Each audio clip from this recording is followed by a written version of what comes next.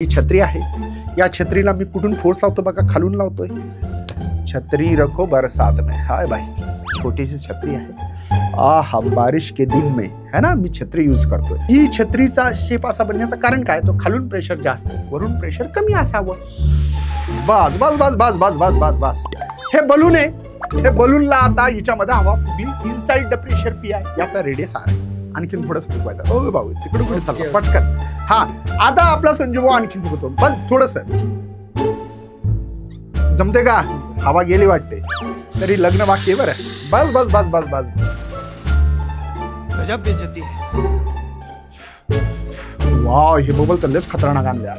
I बाबा ए bubble bubble देखो, इथं कसले यावेळेस काहीतरी मोठं करू आपण, है ना। आधी छोटे होते। बरोबर, आधी छोटे होते। समझ रहे हो ना? ते छोटं जास्त नव्हतं। संजू भाऊला काय माहित आहे का, काम धंदे नाही येत म्हणून संजू भाऊने एक्स्ट्रा फुगून गेलं। ठीक आहे, एवढा नाही फुगवायचा।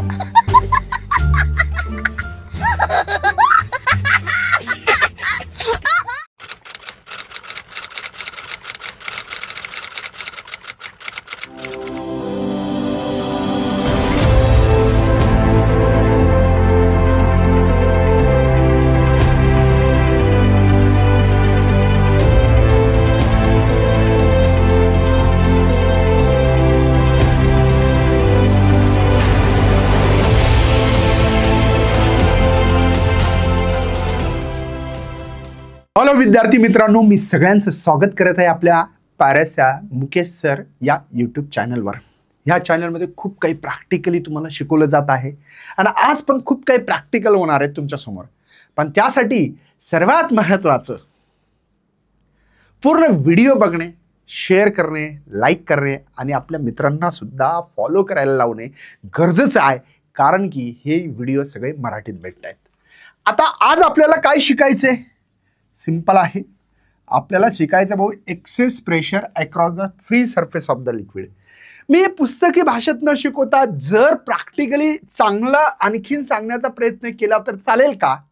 कारण की इथं खूप काही लिहिलं। खरंच एवढी एक्झाममध्ये लिहिण्याची गरज आहे का?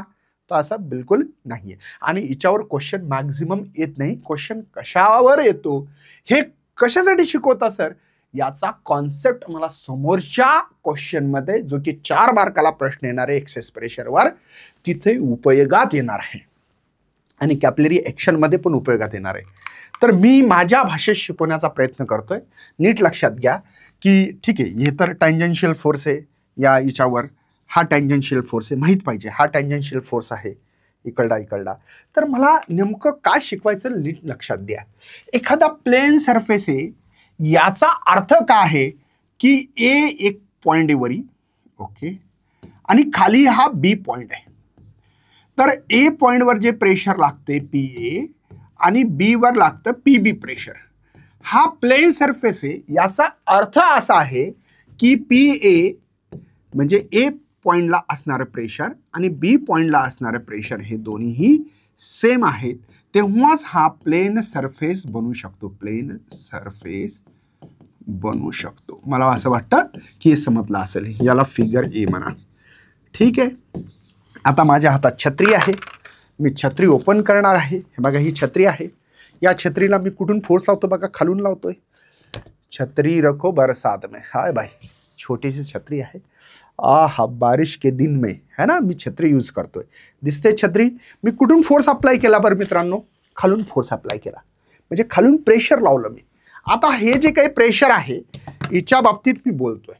आता या ठिकाणी मी बनवला हा सरफेस आणि या सरफेसला आपल्याकडे नाव आहे कॉन्व्हेक्स। इकडनं बाहेरून जर बघितलं आपण, म्हणजे मी जर याला बाहेरून पाहिलं तर तुम्हाला असं वाटेल की हे ब्रिज आहे, ब्रिज सारखा, म्हणजे कॉन्व्हेक्स सरफेस आहे। कोणता सरफेस आहे? कॉन्व्हेक्स सरफेस दिसेल तुम्हाला, राईट आहे। आता हा कॉन्व्हेक्स सरफेस आहे, इथे तुमचा पॉइंट असेल ए नावाचा, याच्यावर प्रेशर असेल पी ए आणि खालून बी पॉइंट आहे आपला, आणि तिच्यावर जो प्रेशर अप्लाय केलं मी ते पी बी अप्लाय केलं। तर या ठिकाणी पी बी प्रेशर हे ग्रेटर दॅन हे पी ए प्रेशर, हे समजतं तुम्हाला? P B pressure greater than P A pressure, हे लक्षात येत असेल। अशी अपेक्षा व्यक्त करतो। ही फिगर बी आहे। का बरं मी तुम्हाला इथे समजून सुद्धा सांगितलं मी. खालून बी प्रेशर, इथनं प्रेशर लावलं, खालून प्रेशर लावलं, जास्त प्रेशर आहे. आणि ही छत्रीचा शेप असा बनण्याचं कारण काय, तो खालून प्रेशर जास्त आहे, वरून प्रेशर कमी असावं, म्हणून हा त्याचा सरफेस बनला कॉन्व्हेक्स. आता कॉन्केव सरफेस पण बघणार आपण. कॉन्केव सरफेस म्हणजे हा झाला, इथे एक पॉईंट आहे तुमचा ए नावाचा, याच्यावर तुम्ही प्रेशर अप्लाय करता पी, आणि खाली बी पॉईंट आहे तर तिच्यावर प्रेशर लावलं पी बी. ह्या सरफेसला आपण काय म्हणू शकतो, कॉन्केव सरफेस म्हणू शकतो. कॉन्केव सरफेस आहे. आणि ही जी काही फिगर आहे, हे फिगर आहे सी नावाची. तर तुमच्याकडे हे जे काही सरफेस आहे बघा इथे, तर या ठिकाणी मला खालून प्रेशर लावलंय, लक्षात येतं. ओके, या ठिकाणी मी जे काय प्रेशर लावलंय नीट लक्षात घ्या. या ठिकाणी हे प्रेशर मी आलं, लक्षात आला. हा शेप का बनला असा, काय डाऊट आहे. हा शेप असा बनण्याचं कारण असं आहे, कॉन्केव सरफेस म्हणजे, कॉन्केव म्हणजे गुफा, केव म्हणजे गुफा, CAVE, केव म्हणजे गुफा. हे गुफासारखं आहे ना, बघा ना, हा सरफेस तुम्हाला गुफेसारखा दिसतो. मी वरून प्रेशर जास्त लावलं म्हणून इथं मी लिहू शकतो या फिगरमध्ये काय, प्रेशर ऑफ ए जास्त आहे इथे बघा, प्रेशर ऑफ बी. ह्या तिन्ही डायग्राम जर या पद्धतीने तुम्ही जर केल्या तर मी निश्चित सांगतोय तुम्हाला समोर अडचण येणार नाही. पण हिच्यासाठी तुम्हाला ह्या तिन्ही कंडिशन्स लक्षात ठेवणं गरजेचं आहे. हिच्यावर प्रश्न मॅक्झिमम येत नसतो, एवढं लक्षात घ्या.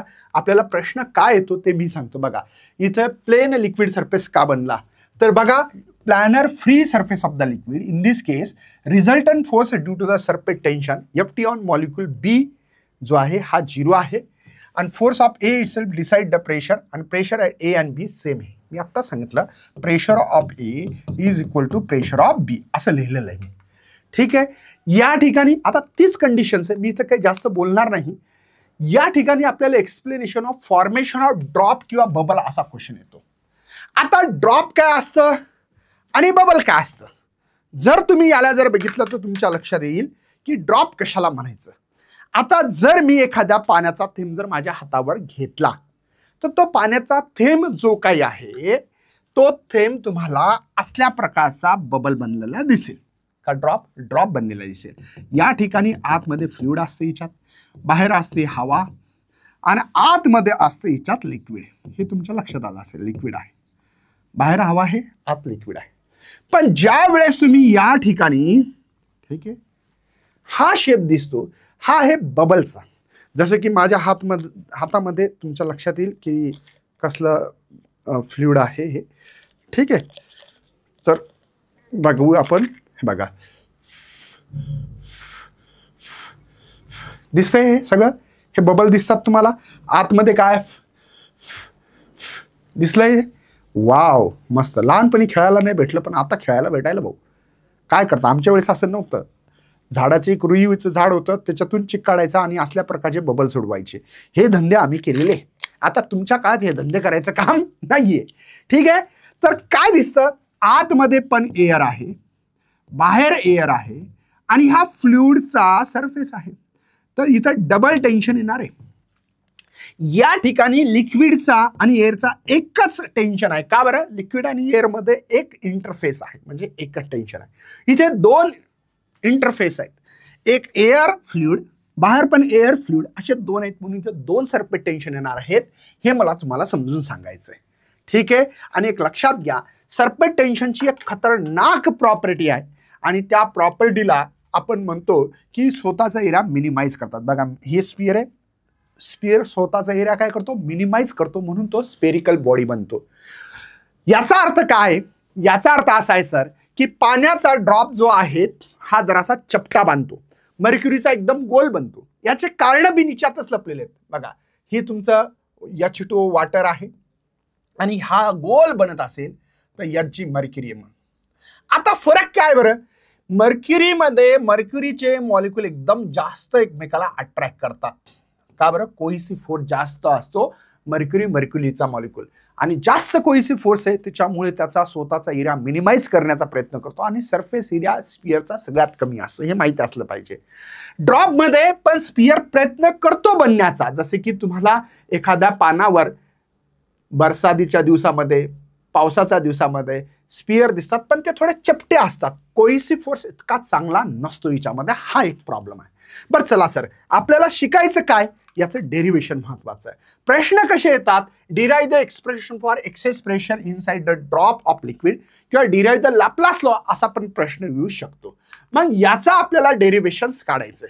मी आधी माझ्या भाषेत समजून सांगण्याचा प्रयत्न करतोय की माझ्याकडे एक बलून आहे, तो बलून घेऊ आपण मस्तपैकी आणि मस्तपैकी समजून सांगण्याचा प्रयत्न करतो. आदित्य एक बलून लेना, ठीक आहे. तर आता आपल्याकडे एक बलून घ्यायचंय, ठीक आहे, जे की असा आहे. समजा हे ड्रॉप आहे, ऍक्च्युली पाण्याचा ड्रॉप आहे, लक्षात घ्या. या ठिकाणी याचा जो काही रेडियस आहे त्याला आपण आर म्हणलं आणि इनसाइडचं जे काही प्रेशर आहे त्याला पी आय म्हटलं. नीट समजत असेल अशी अपेक्षा व्यक्त करतो, ठीक आहे. आता माझ्याकडे हा जो काही बलून आहे, हा बलून दिसतो तुम्हाला, हा बलून आहे. हिच्यामध्ये थोडीशी आणखीन हवा फुगायची आपल्याला, है ना, किंवा एक बलून घे पटकन फास्ट. ओके चला आता, ओके आता या ठिकाणी हा बलून होता, आहे का नाही. संजू इकडे पटकन. आता संजू भाऊला फुगाला, तो फुगायचं पटकन, हा वेळ नाही लावायचा जास्त, लेक्चर जास्त मोठं नाही झालं पाहिजे. बस बस बस बस बस बस बस बस. हे बलून आहे, हे बलूनला आता याच्यामध्ये हवा फुगली, inside the pressure P I, याचा रेडियस आर आहे. आणखीन थोडंसं फुगवायचं. ओ भाऊ तिकडे कुठे चालला, पटकन. हा आता आपला संजू भाऊ आणखीन फुगवतो, बस थोडंसं. जमते का, हवा गेली वाटते तरी लग्न बाकी आहे बरं. बस बस बस बस बस बस. आता संजू भाऊना आणखीन फुगवला हा बलून. काय केलं माहितीये का, इनसाइड द प्रेशर वाढवलं आणि म्हणून या ठिकाणी याचा रेडियस आता थोडासा वाढला. हे संजू भाऊनं लय मोठं काम करून दिलं बघा, डेल आर एवढा रेडियस वाढवला. आणि बाहेर कोणतं प्रेशर आहे, पी नॉट, अटमॉस्फेरिक प्रेशर असं म्हणलं आपण, ठीक आहे. अरे काय झालंय, ठीक आहे, काय हरकत नाही. आता या ठिकाणी आपल्याकडे या असणाऱ्या एक्सेस प्रेशर काढायचे.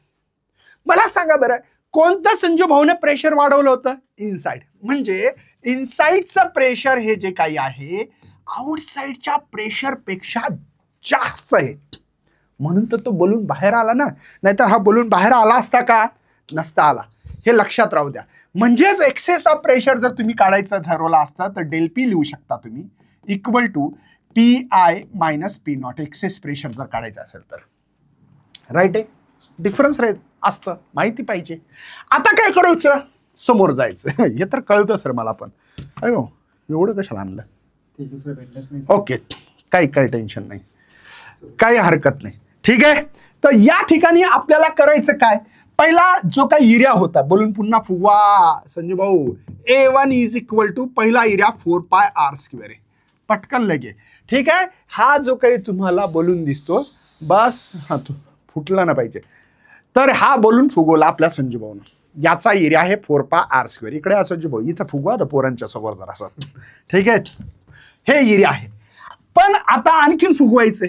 फुगवा लवकर, माझ्या मागे चुकलं काम लागतं. ये टू एरिया, बस बस हवा निकल जाएगी नहीं तो. बस बस बस बस.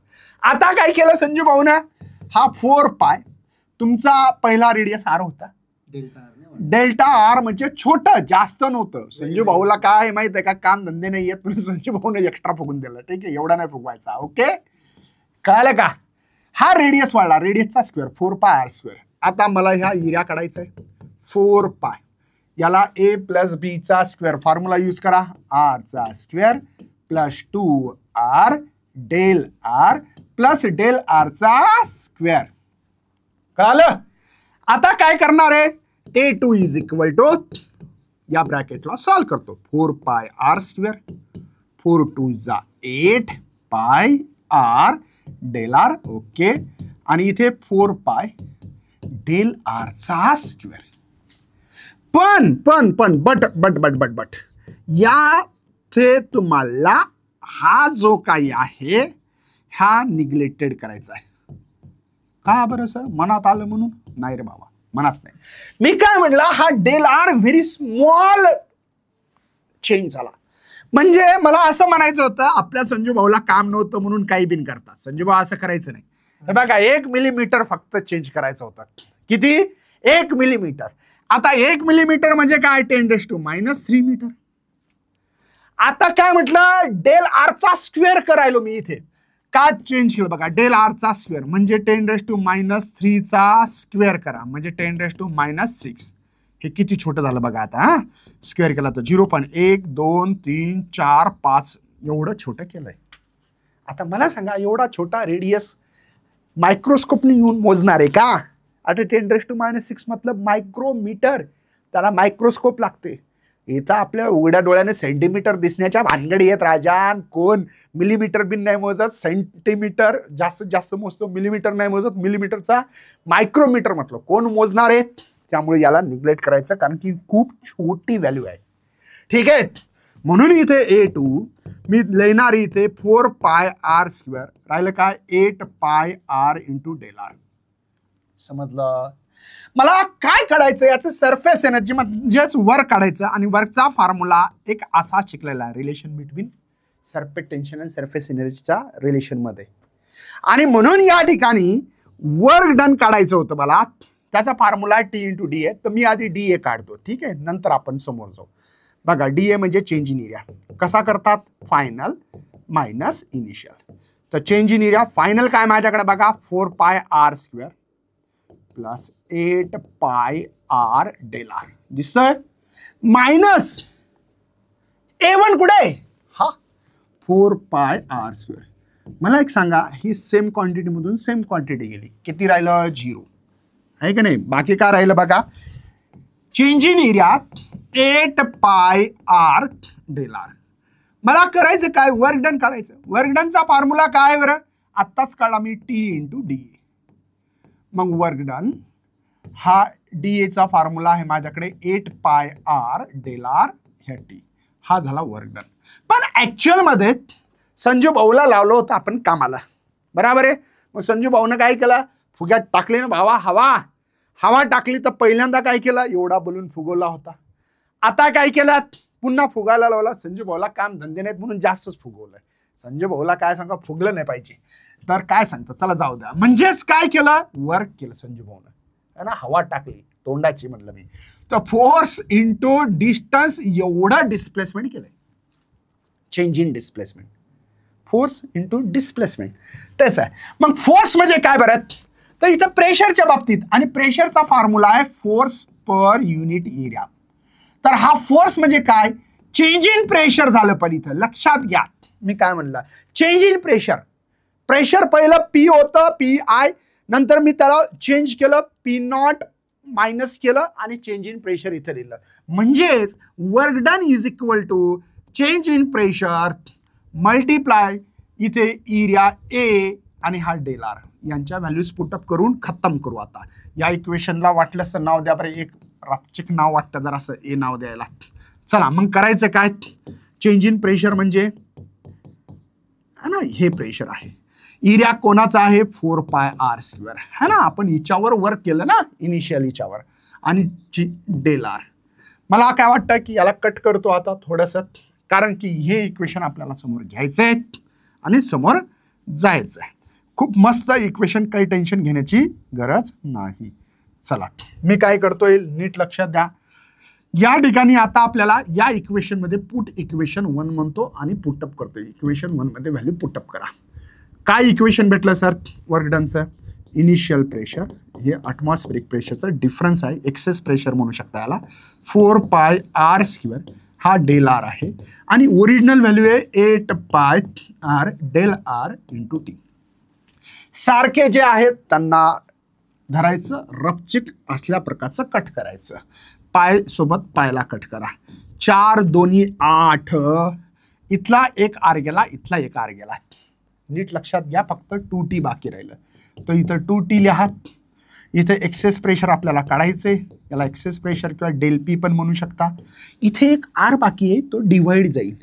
आणि हे जे काही आपण आता काढलं आहे याला ड्रॉपचा, हे ड्रॉपचा एक्सेसचा प्रेशर आहे बच्चो. समजलं का आता तुम्हाला, ड्रॉपचा एक्सेस ऑफ प्रेशर आहे. हे एक्सेस ऑफ प्रेशर ड्रॉपचं आहे. पण जर मी बबल घेतलात, आपले संजू भाऊ मस्त काम लावून टाकायचं. संजू भाऊला, इकडे या संजू भाऊ, काय आहे असं, हे काय आणलंय, करून दाखवा जरा. सोप बबल सटोय, बघा बघा वाह, हे बबल तर लयच खतरनाक आणले यार.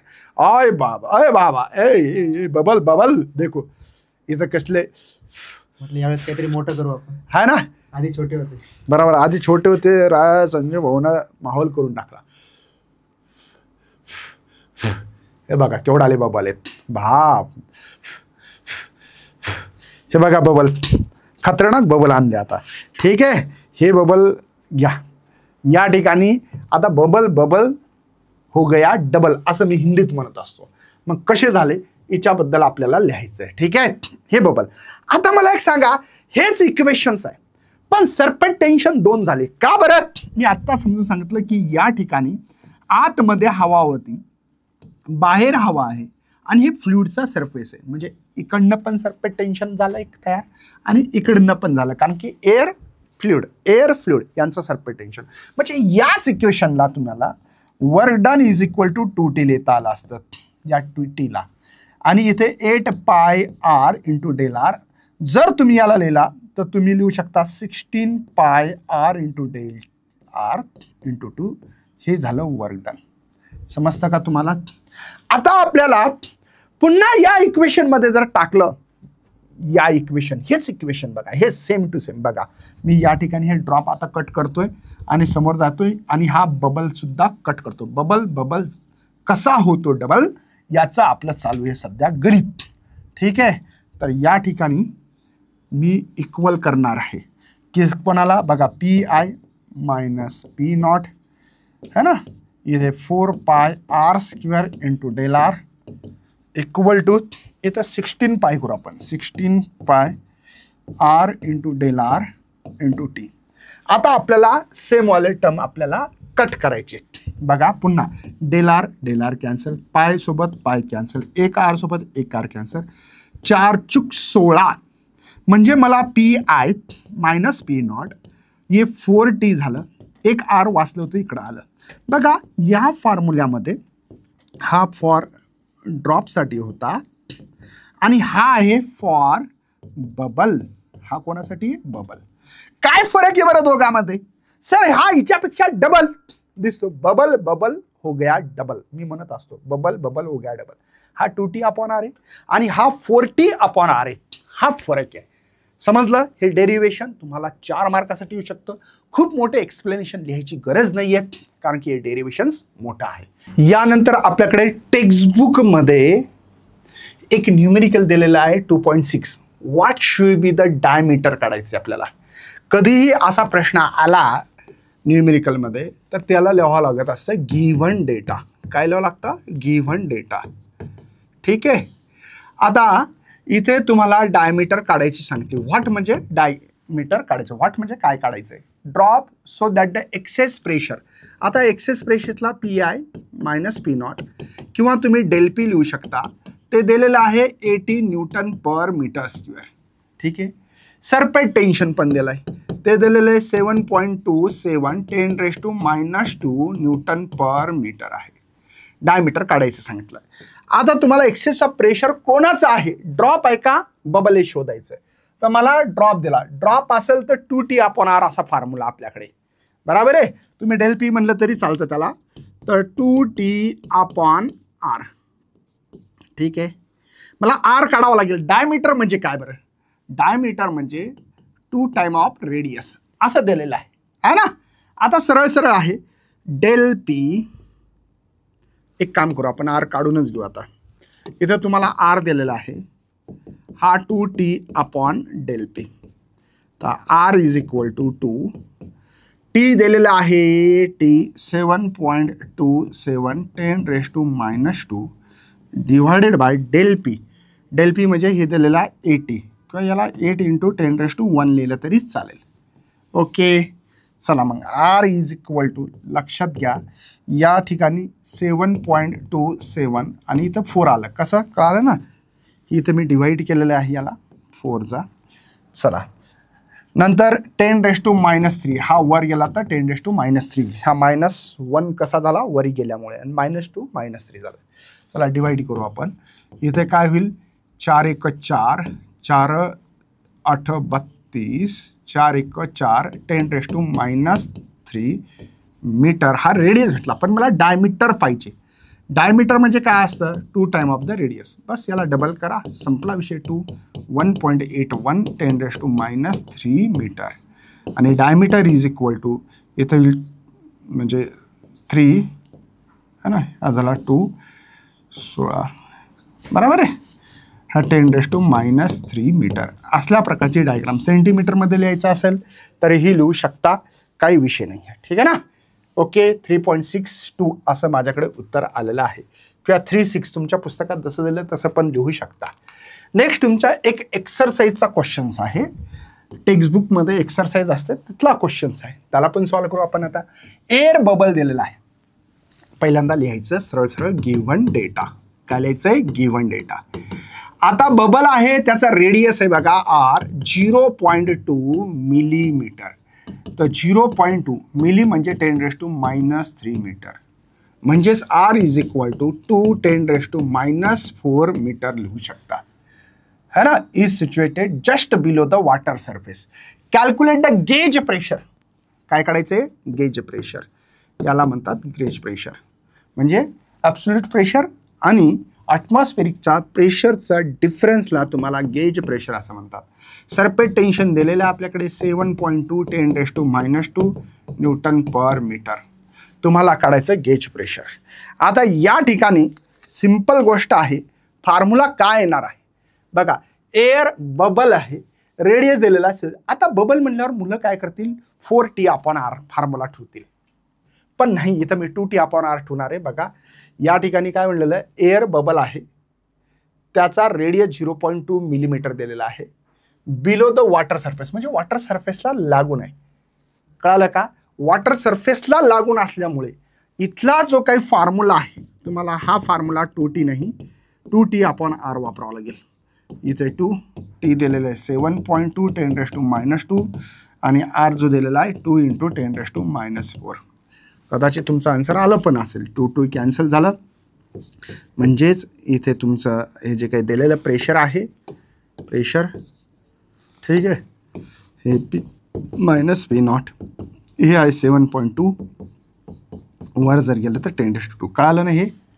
हे लक्षात येणं गरजेचं आहे. -2 वर जर गेलं तर 10⁻⁴, 10⁻² उत्तर येईल. लक्षात आलं? म्हणजेच याला तुम्ही न्यूटन पर मीटर स्क्वेअर. 2 मार्काचा क्वेश्चन आहे, फार कठीण नाही आहे, काही नाही. काही जणाला जर कन्व्हर्जन करूनच लिहायचं असेल तर लिहू शकतात. याला 720 लिहिता येईल. 2 ने शिफ्ट केला, 1 2 न्यूटन पर मीटर स्क्वेअर. काही लोक पास्कल युनिट पण लिहू शकतात. कशाला मार्क आहेत सर? पहिल्यांदा तुम्ही लिहिला फॉर्म्युला, आधा मार्क.